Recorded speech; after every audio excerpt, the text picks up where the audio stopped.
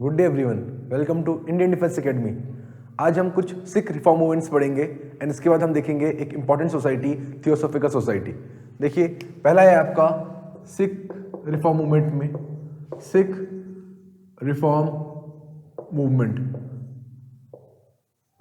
Last class में हमने पढ़े थे मुस्लिम्स के रिफॉर्म मूवमेंट और उससे पहले हमने हिंदूज के रिफॉर्म मूवमेंट जैसे आर्य समाज, ब्रह्मो समाज, वो सब चीज़ें हमने कवर कर ली है। देखिए, सिख रिफॉर्म मूवमेंट क्या होता है। सिख रिफॉर्म मूवमेंट बेसिकली दो थे। पहला आपका है सिंह सभा मूवमेंट। पहला आपका था सिंह सभा मूवमेंट, सिंह सभा मूवमेंट। और ध्यान रखिएगा, ये स्टार्ट हुआ था अमृतसर में। ये स्टार्ट हुआ था अमृतसर में और ईयर 1873। क्लियर। सबसे पहले पॉइंट आपको यही ध्यान रखना है कि सिंह सभा मूवमेंट कब स्टार्ट हुआ था? 1873 में। कहाँ हुआ था? अमृतसर में। अब ध्यान रखिएगा, इसके दो ऑब्जेक्टिव थे। इसके दो ऑब्जेक्टिव थे। और कौन कौन से दो ऑब्जेक्टिव थे आपको ध्यान रखना पड़ेगा। टू ऑब्जेक्टिव्स इसके। पहला, जो सिख है उनको वेस्टर्न एजुकेशन मिले। जो सिख है उनको वेस्टर्न एजुकेशन मिले।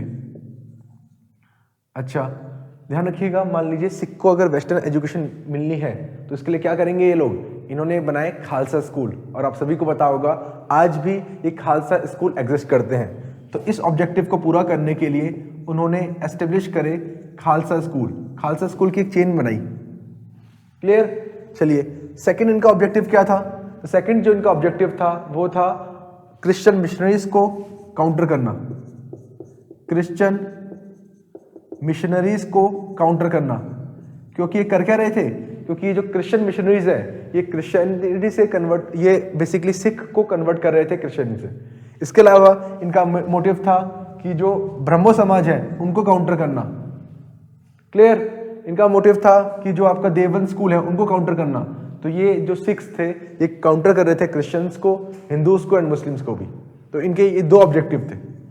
क्लियर। चलिए, इसके अलावा सेकंड जो मूवमेंट है वो आपको इंपॉर्टेंट है, याद रखना है। पहला movement Singh Sabha movement start किया गया अमृतसर में और ईयर था आपका 1873। और इसके दो ऑब्जेक्टिव। देखिए, इतना ही आपको पढ़ना है, दैट्स इट। अगर एग्जाम में आना होगा तो इसमें से क्वेश्चन आ जाएगा। चलिए नेक्स्ट देखते हैं। तो नेक्स्ट है आपका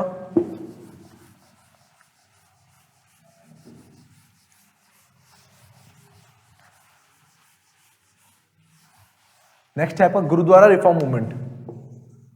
सेकंड है आपका गुरुद्वारा रिफॉर्म मूवमेंट।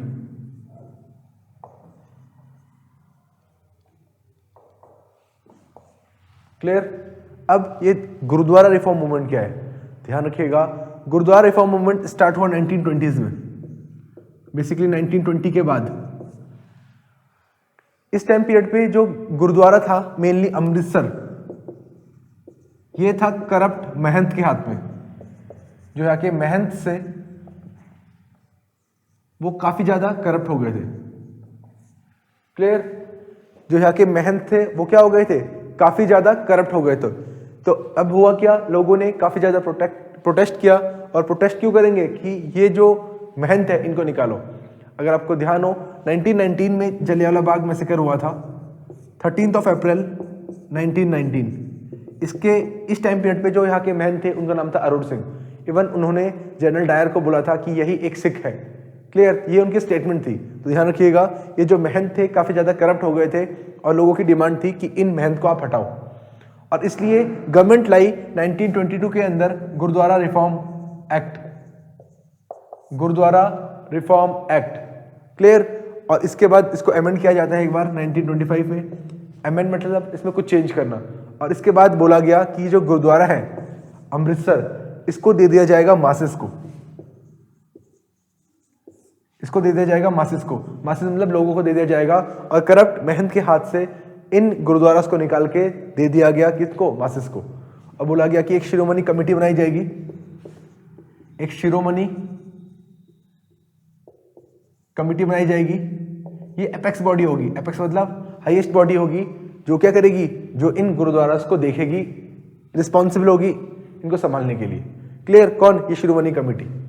ये आपको ध्यान रखना है, काफी इंपॉर्टेंट है। तो गुरुद्वारा रिफॉर्म मूवमेंट क्या था कि करप्ट महंत जो है उनके हाथों से क्या करना है? गुरुद्वारा को निकालना है। और किसको देना है? यहाँ के लोगों को, और एक्ट कौन लाया? गवर्नमेंट। क्लियर? इतना आपको ध्यान रखना पड़ेगा, काफी इंपॉर्टेंट है और काफी बार एग्जाम में पूछा गया है कि देखिए ब्रिटिशर्स के अगेंस्ट नहीं था, ये अगेंस्ट किसके है? इन महंत के अगेंस्ट है जो कि करप्ट है। चलिए, इसके बाद सिख रिफॉर्म मूवमेंट आपके दो ही थे। नेक्स्ट जो इंपॉर्टेंट है आपका वो है थियोसॉफिकल सोसाइटी, और देखिए क्या है ये थियोसॉफिकल सोसाइटी। नेक्स्ट है आपका थियोसॉफिकल सोसाइटी। यस, देखिए थियोसॉफिकल सोसाइटी, थियोसॉफिकल सोसाइटी, और काफी ज्यादा इंपॉर्टेंट है और काफी बार इसमें से क्वेश्चन आया हुआ है। ये थियोसॉफिकल सोसाइटी है क्या? तो देखिए, ये पहली बात बनाई किसने थी? ये बनाई थी HP ब्लवत्स्की ने, ठीक है, हेलेना है इनका नाम, ठीक है, हेलेना ब्लवत्स्की, एंड साथ में आपकी MS ऑलकॉट ने, MS ऑलकॉट ने। और ये जो थियोसॉफिकल सोसाइटी बनाई गई थी ये इंडिया में नहीं बनी थी, ये बनी थी न्यूयॉर्क में, ये आपकी बनी थी न्यूयॉर्क में, और ये सबसे ज्यादा इंपॉर्टेंट पॉइंट है, ठीक है। ये बनाई गई थी न्यूयॉर्क में, और बनी कब थी? 1875 में थी।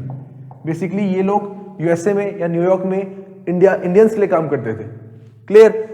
अब ये जो थियोसॉफिकल सोसाइटी है ये इंडिया में कब शिफ्ट हुई? तो ये इंडिया में शिफ्ट होती है कब? 1882 में। बनी कब थी? 1875 में, और बनी कहाँ पे है? न्यूयॉर्क में।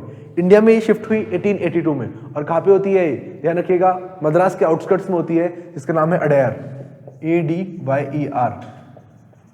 क्लियर? तो अडायर में जो कि आउटस्कर्ट्स है मद्रास के, वहां पे इसको शिफ्ट किया गया 1882 में। क्लियर? बहुत इंपॉर्टेंट पॉइंट है, ये आता है एग्जाम में। क्लियर? कहाँ पे है ये? Outskirts of Madras.